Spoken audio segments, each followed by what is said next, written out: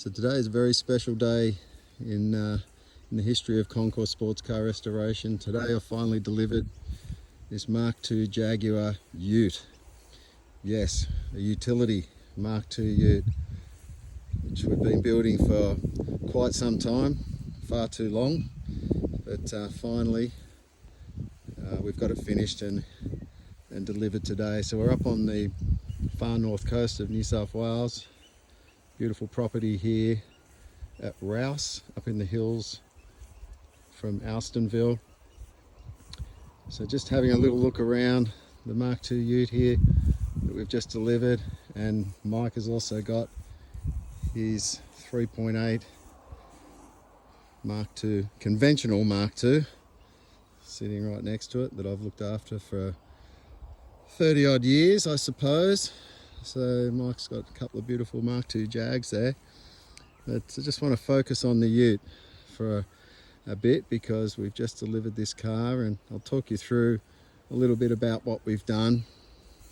Firstly and most obviously is the body alteration, the back. So the rear doors are actually still there, we've welded them up. The back window and the body, 3 or 4 inches of the body surrounding that, is from a 420 Jag. So it's a nice big rear window, nice good clear vision out of there. So the lines of the car there, we've tried to continue on. Always in our mind, we're always thinking, if Jaguar ever built a Ute, what would it be like? So we tried to sort of envisage or imagine what they may have done if they ever did do that, which of course they never did. But the back there, the boot lid is welded up, cut in half and welded up as well, but still retaining the original Mark II tail lights and reversing / number plate light there. But in the back we've trimmed it all in marine materials. The boys at Stitched Up Trim had to get a bit imaginative with things there, and we scratched our head, and along with Jake at Concours we came up with this sort of 2-layered boot area. Underneath this area here contains the battery, brake booster, brake bias bar, a vacuum tank, windscreen washer bottle, and so on. It's all hidden, concealed under there. So when we get to the engine bay in a sec, I'll show you underneath. But you can see the way that we finished the edging around the tub here in this aluminium finisher, which is very similar to the original Jag chrome finishes that ran the length of the body. That one there being the original rear quarter one, and the original door one that we've welded together and then had chrome to form one very long mould. So we've also removed the spats, done what a lot of people did back in the day, just turned a little lip like it matches the front on there. So the colour of the car is an XJR Jaguar colour from 1996, when Jaguar bought out their supercharged 6-cylinder XJR range. They had some unique colours, and that was one of them, which we really loved, so we ran with that. On the front, we've got a new old stock front bumper, new old stock overriders, and from my mate Jeff Sara, a new old stock grille, which is absolutely superb. You see the little vents there, which are like on a 340 Jag or the later model ones, but we've removed every second vane from here. You can see up there, that's actually functional, directing air up to the carburetors that I'll show you in a minute. Big thermo fan in behind there, aluminium radiator, 3.8, but let me show you what is actually under there. The car will be registered Jag Ute. It's not registered just at the moment, but they're fake plates on there, but it will be registered as a Jag Ute. So very lucky, Mike, to have these 2 beautiful Mark IIs. So the car, the Ute, sits a little lower, just not much, but a little lower on the ground. Obviously different wheels, very nice panel fit and alignment. All the chrome's all been done. So I'll show you inside the car. It's all restored, of course.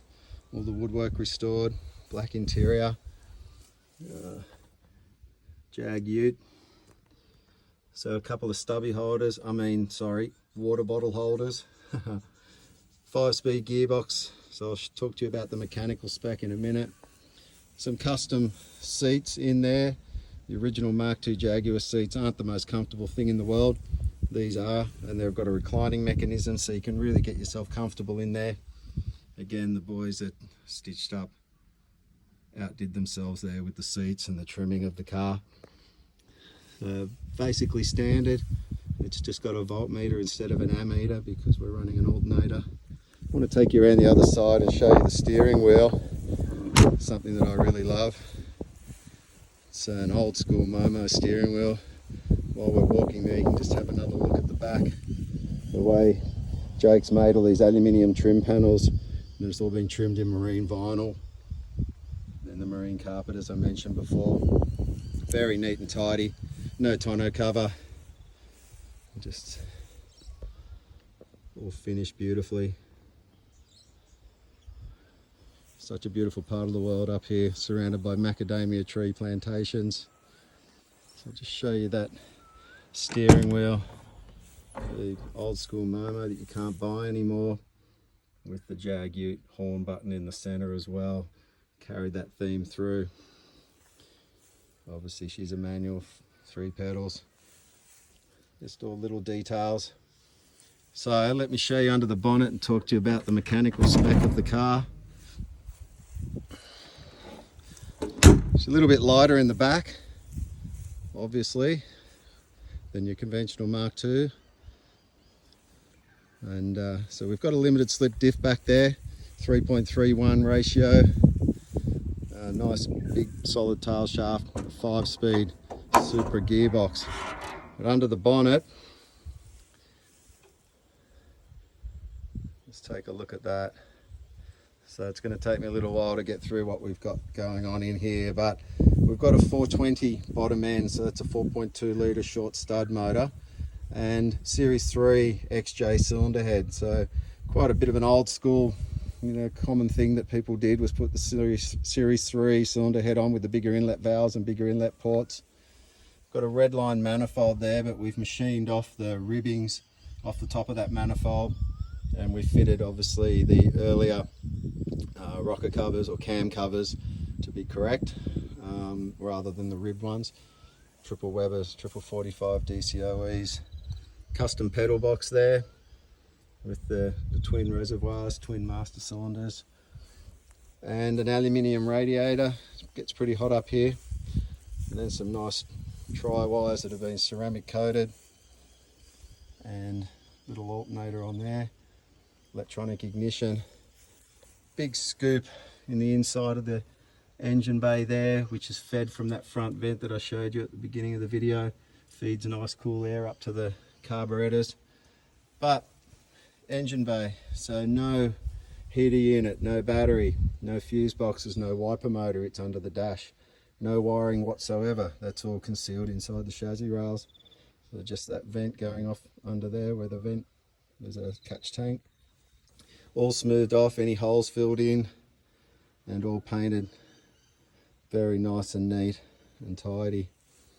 The original style stone guard finishing underneath the bonnet. So 310 horsepower at the flywheel, through, as I said before, Supra 5-speed, 3.31 limited slip diff. Just to refresh your memory on what the under bonnet of a 3.8 Mark II normally looks like. I'll show you under the bonnet of this car so you can see the amount of, if I can find the bonnet pull, there it is. Show you the amount of ancillaries and things that we've removed. Obviously 3.8's got that huge big air cleaner, but you can see the amount of componentry that's filled into the engine bay of a Mark II that we've removed from the Ute, just to tidy it all up. Down there we go. So a very exciting day for me and for Mike to have finally delivered the Ute. We've been for a bit of a run in it yesterday, but we're going to get out in these two this afternoon and get them to stretch their legs around the hills of Alstonville. Such a beautiful part of the world. Great driving roads to let these two loose. So there you go, a Mark II Ute.